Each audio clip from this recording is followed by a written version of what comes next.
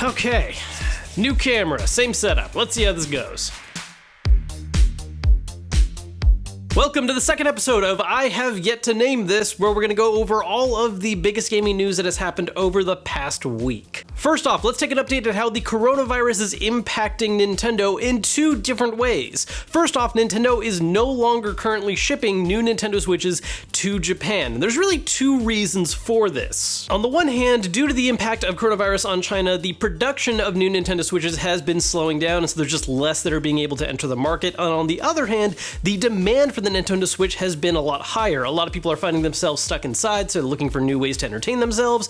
Animal Crossing just came out, so a lot of people were buying systems for that. And of course, there's also those lovely individuals who are seeing that demand and buying up any Switch they can find and reselling them for $500 or $600. These two reasons combined have made what few Switches are available sell out very quickly, and so Nintendo is starting to prioritize and figure out where they can actually ship and make some available, and sadly right now, Japan has taken the hit. Whether or not this ends up impacting other markets as well, we will see as time goes by, but as of right now, only Japan is seeing a cutoff of new Nintendo Switch sales. Now, if you're wondering why that's important, why you as a consumer should care whether or not we get fiscal reports from Nintendo, well, it's because as a company, they are actually one of the most open when it comes to talking about how their systems are doing. So it's really cool to actually see the hard numbers on how many Switches have been selling, what games are top selling, but on top of that, Nintendo at the same time will oftentimes have a call and discuss their current plans for the future. This is how, for instance, during their last fiscal meeting, we found out that for sure we were not getting a Nintendo Switch Pro anytime this year. We don't always get necessarily really good hard info, but every now and then you just get the littlest tidbits as far as what games might be in development, what times of year we might be looking forward to as far as a lot more game releases,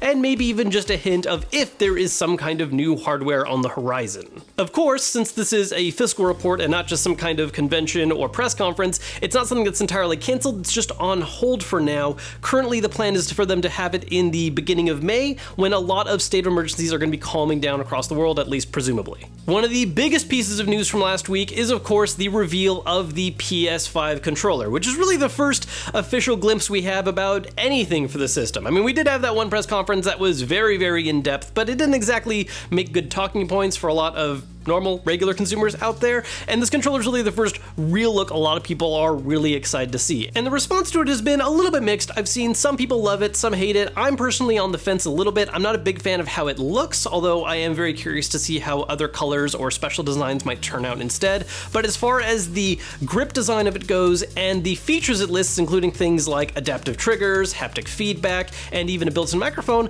I'm very curious and looking forward to actually getting my hands on it. Now, I have done a more dedicated video on this subject where I go more in depth on my thoughts, reactions, and maybe even some theories about what this can tell us about the PS5 system itself. So check that out if you're curious to learn more, but the main takeaway is we finally have our first glimpse of something to do with the PS5. One bit of recent news that is very relevant to last week's news update actually is another rumor regarding a new Resident Evil game, but instead of being a potential Resident Evil 8, it sounds like Capcom is indeed working on a remake of Resident Evil 4 planned for release in 2022. Now, this is interesting for a couple different reasons. First off, right before Resident Evil 3 Remake came out, there were a lot of rumors surfacing about Capcom having some kind of larger scale remake in the works. People were hoping that it was maybe relevant to another Capcom project, not just another Resident Evil one, but as it turns out, assuming this is that same rumor, well, nope, it is definitely Resident Evil 4, which some people are a little mixed about, and I'll admit, I am one of those. I love Resident Evil 4, it's one of my favorite in the franchise, but I think it's already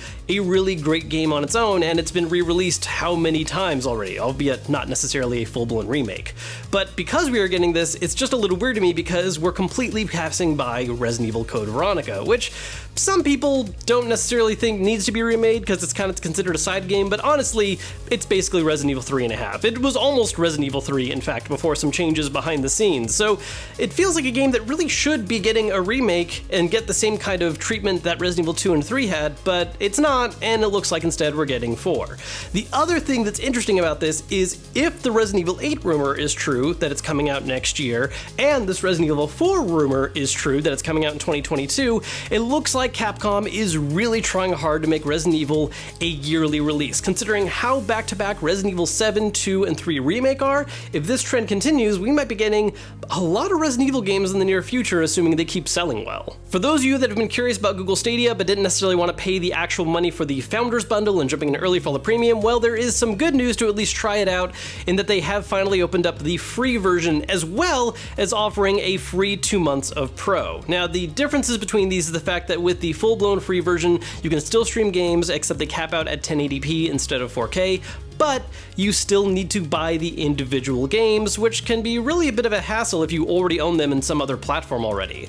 Now, the upside to Pro is that you can do up to 4K, but really the big sell is that as part of that membership, you get free games every month. And so as part of a 2-month free trial, there are currently 9 games you can get right away for free to try out, which include, I don't remember off the top of my head, so I'm going to pull out a list and reference it: Destiny 2 The Collection, Grid, Guilt, SteamWorld Dig 2, SteamWorld Quest, Hand of Gilgamesh, Serious Sam Collection, Spitlings, Stacks on Stacks on Stacks, and Thumper. Some of those which are really awesome games, actually. So if you haven't played those before and you want to try them out completely for free and, you know, give Stadia a chance while you're at it, this is a pretty good time to actually try it. You know, it always confused me that Stadia Pro released so early instead of having the free version come out first. I understand that maybe it was a way of trying to control the initial demand, but so many people thought that it was a paid-for only service that also required you to buy games, whereas now there is a way to at least jump in a little bit free and maybe buy a couple specific games. So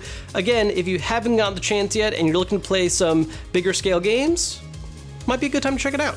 Now, if you guys aren't familiar with this news at all, Cooking Mama Cooking Star was a new release in the Cooking Mama franchise that was kind of quietly talked about a year ago. There wasn't really any news for it for a long time, and then it quickly released and then promptly disappeared from a lot of storefronts about a week and a half ago. And when this happened, it happened not only in stores where they just didn't really have any copies in stock at all, but it even happened on the eShop where the game showed up for sale and about 4 hours later disappeared completely. Now, when this first happened, there was obviously a lot of confusion. People were trying to figure out what exactly happened, why it was pulled. None of the companies involved in making it were being very open about it. In fact, some of them were even actually removing any evidence of the fact that they were involved in the creation of the game, and that's when misinformation began to spread. The weekend after the game was pulled, a lot of people started talking about this theory and conspiracy that Cooking Mama Cooking Star was actually turning your Switch into a cryptocurrency mining device, which not only sounds like a really weird kind of scary jerk thing, but was also causing people's Switches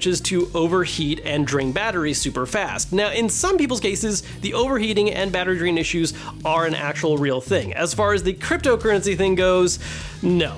That is not actually what happened with the system at all. Now, because these rumors were spreading around and a lot of people were freaking out and being angry, and some people who even had copies of the game were no longer interested in playing it, there was a statement eventually finally made by the people involved in making it, and it turns out the reason it was pulled from the eShop is a much more boring reason than anyone was hoping for or trying to figure out. And it's just simply the fact that there is an ongoing legal battle behind the scenes going on between the different companies involved in making it. Thus why there has been some removal about who has actually been involved in the project and why the game ultimately ended up being pulled from storefronts. Not quite as exciting as secret cryptocurrency mining, I know, but it's definitely a better reason and a sigh of relief for anyone who is playing the game right now or started playing it, dropped it, and now wants to pick it back up. Though to be honest, while I haven't played the game myself, the reviews I've seen from the people that have been able to grab copies have not been super kind. Still, if you're able to actually track down a physical copy of one of these, it might be a really good collector's item at this point. As for games coming out this week, there really isn't a whole lot, so real quick I want to shout out one game coming out